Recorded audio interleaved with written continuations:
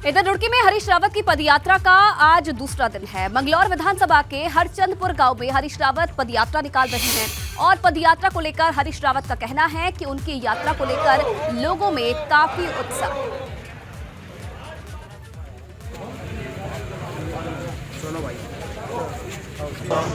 पूर्व मुख्यमंत्री हरीश रावत जी की आज दूसरे दिन की यात्रा शुरू हो चुकी है। निजामपुर से यात्रा का आगाज हो रहा है। आप देख सकते हैं कि पूर्व मुख्यमंत्री जो हरीश रावत है वो यात्रा निकाल रहे हैं। निजामपुर ये गांव है जहां पर ये यात्रा निकाली जा रही है। काफ़ी जो संख्या में यहाँ जो कांग्रेसी मौजूदा है उनसे बात करते हैं कि आज हरीश रावत जी आज यात्रा का दूसरा दिन है, क्या कहना चाहेंगे आप? आज ये बहुत उत्साहपूर्ण वातावरण है और कल भी एक ज़बरदस्त उत्साहपूर्ण यात्रा रही। आज भी भारत जोड़ो की भावना के साथ लोग मानसिक रूप से जुड़े हुए हैं, मन से जुड़े हुए हैं और इसलिए जो है ये जो राहुल जी के नेतृत्व में पूरे देश में चल रही है, अब वो धीरे धीरे हर गांव, मोहल्ले, कस्बे की यात्रा बन रही है। और उत्तराखंड चैप्टर में भी हमने कल उदलहेड़ी से शुरू किया है और इसका 25 तारीख को हम धनपुरा में अंबेडकर जी की मूर्ति के सामने समापन करेंगे। रावत जी, आप जनता के बीच जा रहे हैं इस यात्रा के दौरान, कितना उत्साह मिल रहा है इसमें? लोगों का बड़ा समर्थन मिल रहा है। हमारे साथियों में, वरिष्ठ नेताओं में सब में जोश है। सब लोग एकजुट होकर के इस यात्रा में चल रहे हैं और लोगों में भी उत्साह है यात्रियों को देख करके। और सबसे बड़ी बात यह है कि आजकल गन्ना कटाई का समय है और गेहूं बुआई की तैयारी हो रही है, तो ये ऐसे समय में भी यात्रा में लोग सम्मिलित हो रहे हैं और स्वागत कर रहे हैं, इंतज़ार कर रहे हैं यात्रा का। उसके लिए मैं लोगों का बहुत आभारी हूँ। रावत जी, हरिद्वार सांसद निशंक के कह रहे हैं कि अब यात्रा कोई फ़ायदा नहीं है, कांग्रेस बिखर चुकी है, क्या कहना? निशंक जी संकित हैं, इसका मतलब है और उनको संकित होना चाहिए।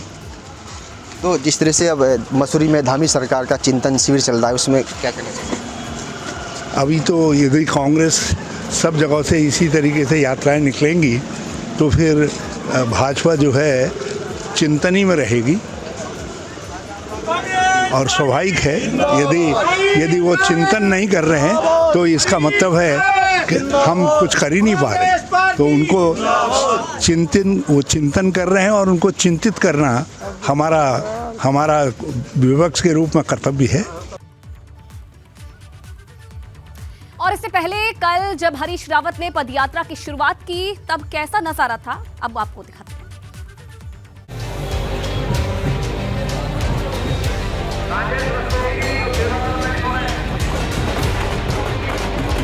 पूर्व सीएम हरीश रावत ने हरिद्वार में सरकार और भाजपा के खिलाफ सत्याग्रह शुरू कर दिया है। हरीश रावत पदयात्रा निकाल रहे हैं। हरीश रावत का कहना है कि उनकी ये पदयात्रा लोकतांत्रिक मूल्यों को लेकर है।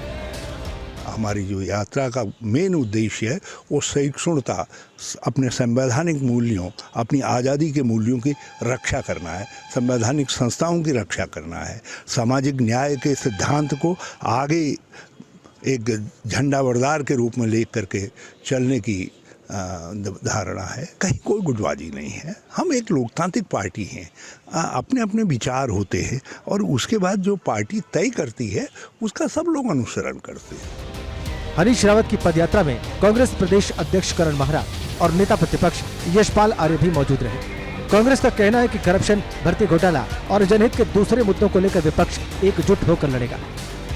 इस तरीके से अंकिता मर्डर केस हुआ है, बेरोजगारी बढ़ी है, जिस तरीके से भर्ती घोटाले में हैं, उन सब को लेकर जनता को जागरूक करने की नियत से हम सब ये काम कर रहे हैं और राहुल जी की यात्रा को समर्थन देने की नियत भी इसमें है। क्योंकि जिन राज्यों से राहुल जी नहीं गुजर रहे उनमें हम लोगों से कहा गया है कि हम अपने विधानसभाओं में अपनी राज्यों में इस तरीके की यात्रा निकालें। तो माणा से हमने इसकी शुरुआत की थी। चाहते हैं कि देश में अमन कायम हो, शांति कायम हो, भाईचारा बना रहे और जो धर्म को जाति के नाम पर बंटवारा करना चाहते हैं उनको मुंहतोड़ जवाब ये यात्रा दे रही है। देखिए, कांग्रेस बड़ा परिवार है और हम परिवार का हिस्सा हैं और सब लोग अपना काम कर रहे हैं, कांग्रेस को मजबूत कर रहे हैं और हमारा लक्ष्य यह है कि 2024 का जो चुनाव है कांग्रेस मजबूती के साथ उत्तराखंड में उभर कर आए और कांग्रेस के हमारे सांसद चुन के आए, हमारा संकल्प भी है।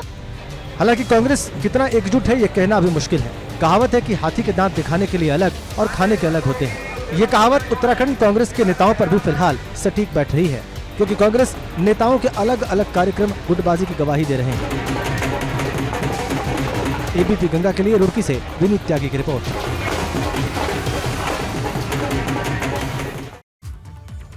और इधर कांग्रेस की गुटबाजी पर सीएम धामी ने तंज कसा है। सीएम धामी ने क्या कहा, आपको दिखाते हैं। तो वो लोग कांग्रेस के अंदर अपना अपना सब लोग अपने अपने ग्रुप को और अपने अपनी जो उनकी पहचान है या अस्तित्व है उसको बचाने की यात्रा कर रहे हैं। खबरों में आगे बढ़ेंगे। देहरादून में स्मार्ट सिटी परियोजना के तहत 187 करोड़ की लागत से बनने वाली ग्रीन बिल्डिंग का रास्ता साफ हो गया है। एक ही भवन पर सरकारी विभाग के 70 दफ्तर होंगे, जिससे लोगों को बड़ी सहूलियत मिलेगी। ग्रीन बिल्डिंग के निर्माण का रास्ता साफ हो गया है। एक ही भवन में अब सरकारी विभागों के दफ्तर मिलेंगे। महत्वाकांक्षी जो हमारी परियोजना पूरे हमारे देहरादून में चल रही है, उसमें ग्रीन बिल्डिंग को लेके स्थान की दिक्कत आ रही थी। आप जानते हैं कि बहुत समय से ये समस्या थी और हर कदम पे हम उस काम को आगे बढ़ा रहे हैं। कैबिनेट में भी उसके लिए लैंड का जो चयन है वो उस पर सहमति बन गई है। जो हमारा रोडेज वर्कशॉप है उस जगह का सहमति आज हमारे माननीय मंत्रिमंडल ने कर दी।